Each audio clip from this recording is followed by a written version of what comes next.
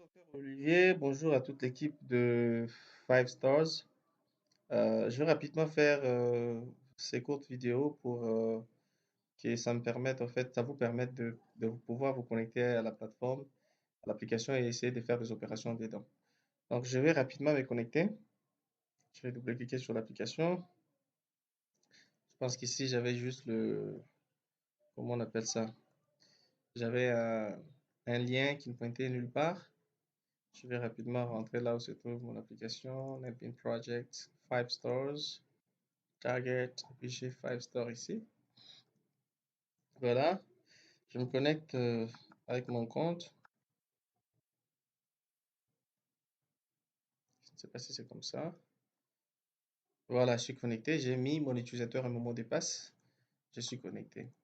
Alors, en étant connecté, quelles sont les différentes choses que je peux faire? Alors, en tant qu'administrateur, puisque je me suis connecté avec un compte de type administrateur, je peux voir le menu utilisateur, il n'est pas grisé, mais si quelqu'un se connecte avec un compte non administrateur, il verra que ce menu sera grisé. Et donc, s'il est grisé, c'est pas possible de l'accéder. Donc, nous avons utilisateur déjà.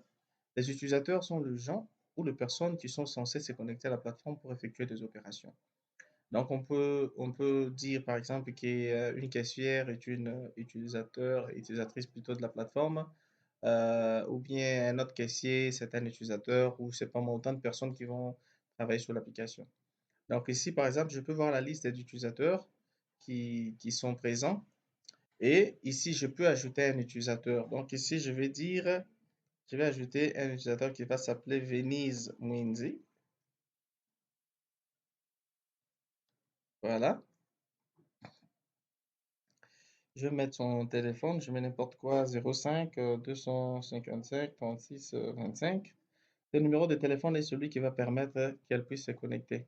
Et donc, je vais mettre son adresse mail. J'ai mis simplement venise@gmail.com. Ça, c'est un petit exemple. Et j'ai choisi le rôle. J'ai choisi à caissière. Après, je vais sélectionner les statuts de son compte. Il est actif. Je mets son mot de passe. Par défaut, je mets 1, 2, 3, 4, 5, 6. Mais ça ne sera pas le cas pour tout le monde. Donc, quand vous créez un compte de quelqu'un, il faut que cette personne puisse se choisir un mot de passe qui lui sera facile pour elle. Et donc, après, je vais faire ajouter. Quand je clique sur ajouter, vous voyez que Venise Mwenzi s'est ajouté là. Alors, il y a une chose qui est aussi vraie, c'est que lorsque j'ai double-clic ici, j'ai des données, mais lorsque j'ai double-clic sur là où il n'y a pas l'adresse mail, il ne me sort pas quelque chose. Donc, vous voyez que lorsque vous créez des comptes, s'il vous plaît, ajoutez les adresses mail même lorsque les gens n'en ont pas. Très bien. Donc, créer une adresse mail même fictive, elle va marcher. Voilà. Donc, je vais fermer. Ça, c'était la gestion d'utilisateur. Et dans la même gestion d'utilisateur, je pouvais modifier. Par exemple, là, j'ai dit Venise. euh, je vais ajouter un deuxième prénom. Onyx.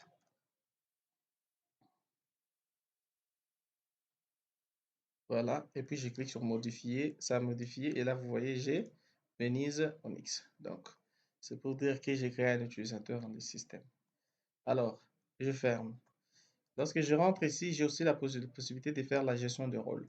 Et donc ici, c'est un menu qu'on ne va pas vraiment beaucoup toucher parce qu'il a déjà tout ce qu'il nous faut. Il y a un administrateur, il y a une caissière, il y a aussi les gérants, il y a aussi par exemple les gestionnaires des caisses. En réalité, les gérants vont prendre le rôle admin parce qu'en fait, on n'est pas dans un système en réseau qui permet que chacun fasse ce qu'il veut. Tout le monde va être dans la même pharmacie ou dans le même bâtiment et c'est là qu'ils vont travailler. Donc, l'administrateur est considéré comme un gérant avec toutes les permissions et la caissière est considérée comme la personne censée effectuer les opérations de, de caisse et les opérations de vente, bien sûr. Donc, après, je ferme. Là, à côté, j'ai un menu qui s'appelle gestion de produits et dans ces menus plutôt qu'on va gérer les produits. Donc, ici, j'ai la liste des produits. Quand je clique, vous allez voir qu'il va me sortir la liste de tous les produits. Ça met un peu de temps parce qu'il y a plus de... Attendez, on va voir. Il y a 1727 produits. C'est quand même des données. Donc, les tirer de la base des données et de les afficher ici, ça met quelques secondes hein, parce que c'est pas automatique parce qu'il y a beaucoup de données. mais quand il y a moins de données, vous voyez que ça ne met pas du temps. Donc, on peut double-cliquer sur un produit, on peut modifier, par exemple, le code barre du produit parce que par défaut, les codes barres qui sont ici, ce n'est pas de bons codes barres. Donc, voilà. Après, il faut remplacer par le bon code barre du produit et c'est ça qui va permettre qu'il y ait la possibilité de vendre le produit à travers un code barre Reader. Donc, après, vous pouvez changer la forme, la catégorie, c'est un produit importé ou non importé. La quantité minimum d'alerte, c'est-à-dire que c'est la quantité qui oblige les systèmes de pouvoir se ravitailler lorsqu'on a déjà atteint 10. Donc, voilà, ça, c'est des choses qui peuvent être modifiées en tant que paramètres. Donc, après, je ferme ces menus et plutôt cette fenêtre, j'ai un autre menu qui s'appelle prix des produits. Quand on rentre ici, comme on a beaucoup de produits, on ne veut pas avoir tous les produits en désordre ici. Donc, si tu veux connaître les prix d'un produit, tu fais par exemple 3 et tu fais recherche, on va te sortir les deux produits commençant par 3. Donc, vous avez 3 fortes injections, je pense. B/10 ampoules, je pense. Ça coûte 500 francs. Après, vous avez l'autre produit qui, lui, n'a pas de prix. Mais après, si vous voulez, par exemple, rechercher amoxicilline, par exemple, je sais pas moi, amoxicilline, vous pouvez juste faire amox. Vous allez voir si vous avez le produit amoxicilline qui est là. Voilà. Il n'a pas non plus des prix. Après, le seul produit, donc vous pouvez voir par vous-même quels sont les produits dont vous disposez des prix et les produits qui n'ont pas de prix. Et donc ici, par exemple, vous allez voir que vous avez amoxiclave, il n'y a pas de prix. Vous avez amoxiclave Denk, 1 gramme qui coûte 32 500 francs. Après, vous avez Amoxy qui coûte 1000 francs. Et voilà. Donc, ça, c'est lorsque vous recherchez des produits. Si vous faites B, vous allez voir tous les produits ayant B. Après, si vous ne voyez pas ce que vous recherchez, vous pouvez faire BU, par exemple. Comme ça, vous allez voir tout ce qui sort avec BU. Donc, lui ne sort qui est en rapport avec ce que vous lui avez donné comme clé, comme mot-clé de la recherche. Et vous pouvez voir quels sont les produits qui ont des prix. Toujours dans le même menu, nous avons la liste des catégories. Donc ici, nous pourrons voir que nous avons, comment on appelle ça, les produits importés et les produits locaux. Et nous avons la marge bénéficiaire qui a été en fait configurée. Mais après, on peut modifier ça. Si on veut changer la marge bénéficiaire, on peut changer. Alors cette marge bénéficiaire, ça s'applique sur le prix d'achat de produits. Et donc, voilà, lorsque nous faisons, comment on appelle ça, prix produit, en revenant ici, nous pouvons voir le produit. Mais si nous voulons, par exemple, changer le prix des produits, donc qu'est-ce qu'il faut faire? Il faut aller dans gestion, plutôt voir le stock. Donc, vous voyez que ici, nous pourrons voir les produits qui sont en stock. Donc, par exemple, là, vous voyez, quand je clique sur comment on appelle ça, ces produits, j'en ai en stock seulement 11. Alors, pour la première fois, attendez, quand je clique ici, par défaut, déjà, vous voyez 11. Quand je clique dessus, vous allez voir qu'il y a le stock initial, j'en avais 0. J'ai fait rentrer 20 au prix d'entrée de 500 francs. Bon, sortie, c'est 0 francs. Prix sorti, c'est pas sorti. Les soldes, c'est 20. Donc là, j'ai eu un solde de 20. Entre-temps, je reviens, je vais ouvrir ça. Bon, je ne peux pas régler malheureusement. Bon, je vais trouver un moyen de corriger ça pour qu'on puisse ouvrir et voir les informations qui se cachent là. Alors, nous avons, pour la deuxième fois, le stock initial était devenu de 20. Nous avons fait 0 entrée. Le prix unitaire, c'est toujours plutôt le prix d'entrée, c'est toujours de 500. Et nous avons la sortie des 3 produits au prix des sorties de 500 francs parce que c'était le prix par défaut. Et puis, nous avons le solde de 17. Et c'est 17 qui commence ici et qui évolue. Donc, nous avons 17 produits en tant que stock initial. Et puis, nous avons fait 0 entrée. On a fait encore une sortie de 3. C'est resté 14. Et c'est 14 qui est encore là qui se répercute. On fait encore une sortie de 3 et on a 11. Et donc, c'est les 11 que vous voyez dans le produit. Et donc, si vous venez ici, vous verrez que nous n'avons pas fait de sortie du produit. On n'a pas effectué des ventes. Donc, le produit est initial tel qu'il était. La quantité initiale était de 76 et c'est les 76 que vous voyez là. Alors, vous avez, voilà, ça c'est au niveau du stock du jour. Maintenant, à supposer que je veuille, par exemple, comment on appelle ça, ajouter un produit, la quantité d'un produit, c'est que je vais faire, je peux venir ici, je dis par exemple Ford Ampoule, je mets la quantité 3 et puis je vais faire une entrée et je vais mettre les prix, par exemple 500 francs. Maintenant, je vais demander est-ce que voulez-vous qu'on puisse appliquer la marge bénéficiaire ou pas? Si oui, vous verrez qu'il va afficher, il va faire 500 francs plus la marge bénéficiaire et c'est ça qui va sortir comme prix. Donc, je vais faire la date, c'est en octobre, le 13 aujourd'hui, le 13 et l'heure c'est à 15h03. Je mets juste libellé, entrée par exemple, simple. Après, ce que je vais faire, je vais monter, vous allez voir que c'est ce produit-là que je suis en train d'ajouter. Au lieu de 3, j'ajoute peut-être 9 pour que ça retourne à 11, parce que là c'est 11. Donc on va voir s'il va augmenter la taille et plutôt la quantité à 20. Donc je clique sur ajouter. Vous voyez, mouvement, stock mouvementé avec succès. Et quand je clique sur OK, vous voyez, le produit est à 20. Donc la quantité a augmenté. Et vous verrez ici que j'avais comme stock initial 11. J'en ai ajouté 9 et au prix de 500 francs. Et comme j'ai appliqué la marge bénéficiaire sur ce produit, là j'ai 675 francs comme prix de sortie. Et le total en termes de solde, j'ai 20 en quantité. Et donc, voilà en quelque sorte comment on fait. Et pour la sortie, c'est pareil. Je ferme ici, je vais rentrer là où il y avait le prix des produits. Et puis, je vais cliquer sur 3. Après, je fais la recherche. Vous voyez, maintenant, le prix de produit est de 675. Pourquoi? Parce que c'est le dernier prix, au fait, qui a été mis dans le système. Et il a fait aussi ce qu'on appelle, le système a appliqué la marge. Il y a un truc là, une formule qui m'a été donnée lors de la conception de ce logiciel. Le CMP, un truc comme ça, là, qui signifie, comment on appelle ça? Prix unitaire, c'est pas coût moyen pondéré, un truc comme ça là. Coût moyen pondéré, un truc comme ça là. Ça veut dire qu'il va prendre les quantités qui étaient en stock, il va prendre le nombre de quantités et les prix. Donc, par exemple, si les prix des ventes c'était 500 francs et qu'il y en avait par exemple 10, donc on va faire 500 fois 10, ça fait 5000. Voilà, ça fait 5000. Et donc, les 500 fois 10 qui font 5000. Maintenant, on va calculer les coûts moyens pondérés, un coût unitaire moyen pondéré. C'est qu'il faut maintenant prendre la quantité qu'on veut rentrer. Donc, on va prendre la quantité 9 et les prix d'entrée qu'on a mis, c'est 500 francs.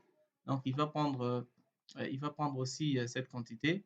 Il va faire fois le prix, comment on appelle ça, fois le prix avec lequel on est rentré.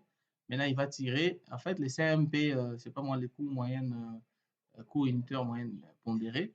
Et il va nous sortir le prix que vous voyez là. En fait, c'est une formule. Bon, je pense que les cabinets MNS et Partners comprennent de quoi il s'agit. Ils peuvent aussi faire un calcul manuel pour voir si ça donne réellement ça. Donc voilà. Après, nous avons la gestion de l'eau. C'est-à-dire qu'ici, nous pouvons faire la gestion de l'eau. En fait, dans une pharmacie, c'est vrai qu'on associe des produits à des lots et pour gérer la date d'expiration. C'est-à-dire que si on veut savoir quelle est la date d'expiration de ces produits-là, on va juste, je vais faire ça et je viens là où il y a recherche et je vais dire produit. Par exemple, voilà.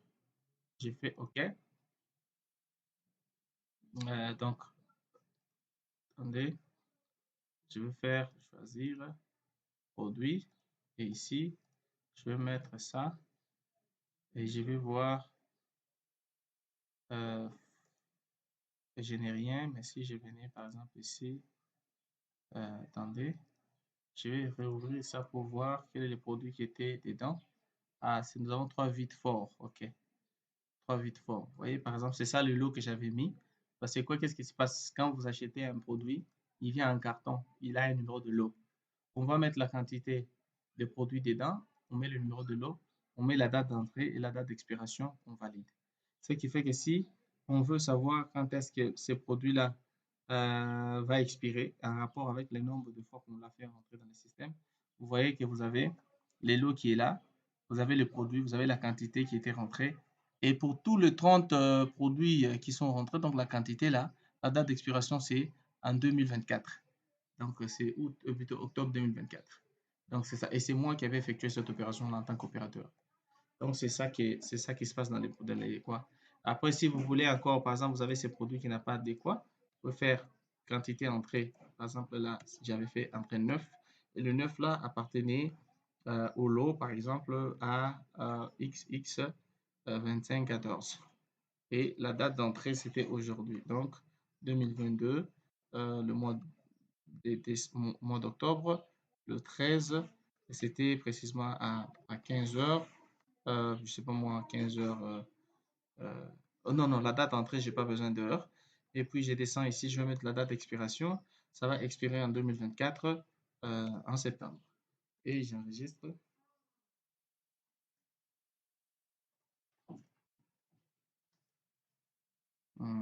J'ai sélectionné ici AMP. Attendez, je vais fermer. Je réouvre ça. OK. C'est ça, oui. Quantité 9. Les lots 2022. 10, 13, 2024, 10, 13. Si je fais ça, euh, je ne sais pas pourquoi ça ne rentre pas dans le système. Il y a un truc il y a un truc qui ne marche pas. Bon, ça, je vais voir ça. Après, je reviens là où il y a le vente. Je clique ici, je peux effectuer des ventes. Donc, par exemple, je peux chercher le produit 3 là. Quand je fais ça, j'ai ce produit. Si je veux vendre, j'en ai en stock 20. Si je fais non, je veux vendre 35. En faisant ça, il va me dire que la quantité spécifiée est supérieure à celle en stock qui est de 20. Donc, je ne peux pas vendre plus que ce que j'ai. Donc, je reviens là, je vais dire, bon, je vais vendre seulement 5 au prix là. Et vous voyez, il me sort pour les 5 produits, la quantité, il me sort 3375. Et donc, pour le 3375, je vais payer en francs congolais. Et donc, ici, je vais mettre les montants perçus. On m'a donné un billet de 500 francs, 5000 francs plutôt. Et donc, je vais d'abord calculer la monnaie restante. Je reste avec 1625. Et puis, si j'ai pas de produit donc je peux faire quoi? Je peux double-cliquer ici, si vous voulez. J'ai double-clic pour supprimer, mais je ne vais pas supprimer. Euh, je vais valider la facture. Donc, je fais terminer. Et donc, voilà, il me sort ça et il me sort tout ce que j'ai vendu, c'est ça. Donc, il sort que la totalité de la facture, ça faisait 3375. Les montants perçus, c'était 5000. En dollars, je n'ai rien reçu. J'avais pas de réduction. J'ai rendu la monnaie des 1625. Donc, voilà en quelque sorte et vous pouvez fermer. Bon, pour la question qui m'a été posée, je rentre encore dans la vente. Je vais mettre un produit. Je vais vendre toujours le même produit là. C'est resté 5, 15. Je mets 3. Et je vais chercher un autre produit comme Doliprane par exemple. Doliprane, j'ai les Doliprane ici, 500, la quantité est 4. Moi je vends 2. J'ai un autre produit, je vais mettre toujours Doli, mais je cherche là où il y a la quantité. Voilà, Doliprane, ok. Je vais mettre 5 ici, je valide. Vous voyez, il montre la facture totale. Et donc ici, après, si je me rends compte que je veux supprimer par exemple, j'ai déjà un produit qui existe là. J'ai 3 fois. Je me rends compte que c'est pas 3 que je devais mettre, c'est 6. En réalité, tu ne vas pas double-cliquer ici, sinon tu vas supprimer. Tu vas juste rechercher le même produit ici, 3 fois. Il sort là, tu ajoutes encore la quantité, tu dis j'en avais besoin de 6. Quand tu fais ça, il va calculer l'autre là était 6. Et donc, il fait aussi la totalité. Alors, si vous voulez savoir avant de valider une facture, qu'est-ce que vous avez déjà ça ici. Vous n'avez pas besoin, en fait, en cliquant sur terminer, qu'on vous montre encore comment on appelle ça, le récapitulatif de ce qui a été commandé pour vendre parce que vous les avez déjà ici. Donc, vous n'avez pas de problème, en fait, là-dessus. Voilà. Donc, après, si vous pensez, par exemple, que vous avez un autre produit que vous voulez supprimer du système, je fais d'abord ça. Je vais voir un produit comme Babymede, là. Je vais ajouter 2. Voilà, vous voyez, Babymede, voilà. Donc ça fait 70 550. Mais si je veux supprimer ça, enlever ça, je vais juste double-cliquer et il m'a dit, voulez-vous vraiment retirer ce produit de la liste? Regardez là, j'ai 70 000. Quand je clique ici, et paf, les prix retournent comme il faut. Donc, tu peux retirer un produit qui a déjà été ajouté au panier ou à la facture et puis tu peux retirer ça. Après, avant de payer, vous pouvez soit payer en dollars, soit en francs. Donc, si j'ai dit par exemple payer en dollars, on m'ouvre le truc des dollars et moi je vais mettre les prix. Donc, ici, le prix que je veux mettre, je veux dire par exemple, j'ai 60, bon, je vais mettre 25 dollars par exemple.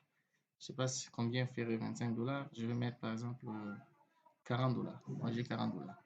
J'ai mis 40 dollars et je vais taper sur mon temps à rendre. Quand je clique ici, il va calculer automatiquement par rapport au prix qu'il y a là et par rapport à la monnaie que j'ai reçue, c'est-à-dire au montant reçu en dollars. Il va calculer en prenant en compte ces taux d'échange. Il va dire que dans le 40 dollars que vous me remettez, moi, je vais vous rendre 16 450. Donc après, si vous voulez appliquer une réduction, vous pouvez dire, bon, d'accord, je vous donne une réduction de 2000 francs. Quand vous faites ça, vous récalculez, vous voyez que il va vous rendre 18 000 francs. Donc après, si j'ai fait terminer, vous pourrez terminer cette facture. Voilà. Et donc, vous verrez qu'ici, quoi, vous verrez qu'il y a trois produits qui ont été vendus et les trois produits avaient comme total 63 000, plutôt, oui, 63 550 et vous avez reçu en dollars, plutôt en francs congolais 0 francs, et vous avez reçu en dollars 30,775 dollars, et la réduction c'était de 2000 francs, et le total que vous allez rendre c'est 18 450. Il avait reçu 40 dollars, mais ici on ne va pas dire que j'ai reçu 40 dollars, non. Pourquoi? Parce que ici c'est ce qu'on a perçu en dollars qui rentre à la caisse, qui n'a rien à voir avec la monnaie reçue en fait le montant total reçu du client. Mais on va quand même dire que le client a bénéficié d'une réduction de 2000 francs et à la fin, le montant à lui rendre, c'est 18 000 au lieu de 16 000. Donc voilà en quelque sorte comment on peut faire une opération de caisse. Et là, comme on a vendu, vous allez voir il y a un suivi de stock. Et si on rentre dans voir les stocks, vous verrez qu'au niveau de quoi on a vendu, voilà, on a vendu 6, vous voyez, on en avait 15, on a vendu 6 et on est resté avec 9. Voilà en quelque sorte comment ça se passe. Donc, les stocks est diminué et puis vous pouvez cliquer pour voir de près le rapport. Donc, après cela, qu'est-ce que nous avons encore? Nous avons toujours au niveau de la facturation, je peux cliquer ici pour voir la liste de la facturation. Je peux double-cliquer ici pour voir les détails des différentes factures qui ont été effectuées. Donc là, j'ai par exemple les 13, j'ai cette facture qui faisait, voilà, le montant total que j'avais perçu. J'ai ça qui, voilà, le montant total perçu. Donc je peux réimprimer la facture. Si je clique là, je réimprime la facture et puis voilà. Euh, Après, qu'est-ce que je peux faire encore? Je peux annuler une facture. Donc après, je viens au niveau de la caisse, opération de caisse. Je vais voir qu'il y a eu quand même rentrée d'argent. Donc nous avons, en cette date, nous avons fait rentrer cette somme d'argent. Et puis là-bas, nous continuons petit à petit. C'est-à-dire que nous avons les entrées en dollars et en francs, les soldes en francs, soldes en dollars. Vous voyez que solde en dollars, nous avons maintenant 30,775 dollars. Et en francs congolais, nous avons, je pense, 14 000 francs. Donc après, on peut cliquer et voir, c'était une vente. C'est des ventes, hein, c'est des entrées dues aux ventes. Voilà. Donc après, j'ai aussi encore, toujours ici, historique de la caisse. Et ici, on peut voir, comment on appelle ça? On peut voir, moi j'avais aussi comment je vais appeler ça? J'avais quelques opérations que j'avais faites avant cette vidéo. Voilà pourquoi on vous montre ici la balance totale, quoi. Elle est là. On montre 92 dollars et total entrée en francs. On montre total sortie en francs, la balance en francs. Nous avons la balance en francs, nous avons les entrées en dollars, total entrée en dollars, et puis nous avons total sortie en dollars. Après, on peut effectuer une recherche Et puis, on peut exporter ça en PDF, plutôt en Excel. Voilà. On peut effectuer une opération sur ça. On va cliquer ici, par exemple. Euh, voilà. Il va faire une exportation dans un dossier que je vais vous montrer.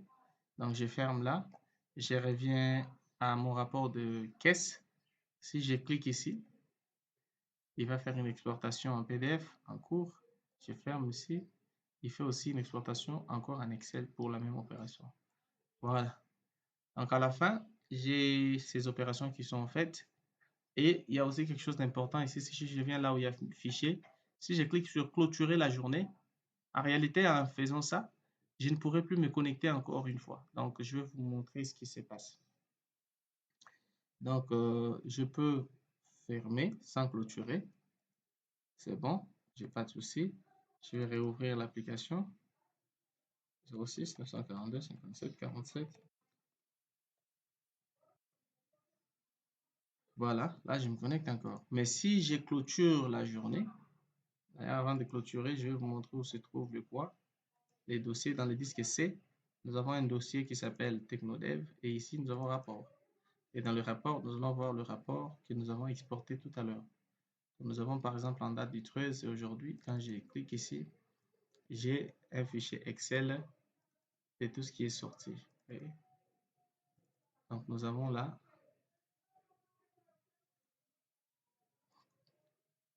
voilà. Donc nous avons la date, nous avons l'heure, nous avons le prix, les produits plutôt, nous avons la quantité vendue, nous avons le prix unité et nous avons le total perçu en francs parce que tout se vend en francs congolais. Et donc ça c'est le rapport de l'opérateur qui était connecté là. Ça peut s'importer dans un logiciel, je sais pas, comptable. S'il y a un format un peu plus adapté, on va faire ça. Donc je ferme ça. Et après, il y a aussi un PDF, hein, je vais vous montrer un peu, parce que le PDF, pour qu'il s'ouvre, il faut que vous puissiez fermer l'application, puisqu'il est consommé aussi par l'application. Alors, je vais clôturer la journée. En clôturant la journée, il va effectuer la même opération. Il va encore faire l'export. Je vais supprimer tout ça. Je viens ici, je fais clôturer la journée. Et quand je clôture, yes, voilà, journée clôturée avec succès. Donc, il va effectuer les opérations que je vous ai montrées là. Donc, j'ai rafraîchi. J'avais déjà supprimé les fichiers. Bon, c'est pas grave. Je rentre là où il y a l'application. Euh, je rentre là où il y a l'application, Target. J'ouvre l'application. Comme j'avais déjà clôturé la journée, vous allez voir ce qu'il me dit. Journée déjà clôturée, donc c'est pas possible de me connecter. Donc il faut que je me connecte demain. C'est pour dire que si quelqu'un a déjà clôturé la journée, il ne peut plus se connecter le même jour, c'est impossible. Parce que pour lui, il a déjà clôturé. Mais quelqu'un d'autre peut se connecter si cette personne n'avait pas clôturé sa journée. Parce que l'application peut avoir plusieurs utilisateurs. On peut être tous de la même pharmacie. Moi, j'ai déjà clôturé ma journée, mais pas toi. Donc toi, quand tu te connectes, tu as tes opérations qui sont liées qu'à toi et ça n'a rien à voir avec ce que moi j'ai fait et chacun au moins peut tirer le rapport selon les opérations qu'il a effectuées. Voilà en quelque sorte comment fonctionne cette application. Ce sont des fonctionnalités à tester et voir comment ça fonctionne. Est-ce qu'il y a eu des incohérences dans la gestion de stock, dans la gestion de... j'ai vu quelque chose à corriger là pour le lot. Je vais corriger ça pour mettre à jour, mais ça ne nous empêche pas de travailler. Déjà, parce que ça n'impacte pas sur le données que vous sortez ou rentrez en rapport avec les opérations que vous faites. Voilà un peu à quoi ressemblent les opérations qui peuvent être effectuées sur l'application. Et j'attends juste que vous me fassiez, comment on appelle ça, le point sur ce que vous avez remarqué, les petits soucis à régler. Et on va les régler rapidement. Merci.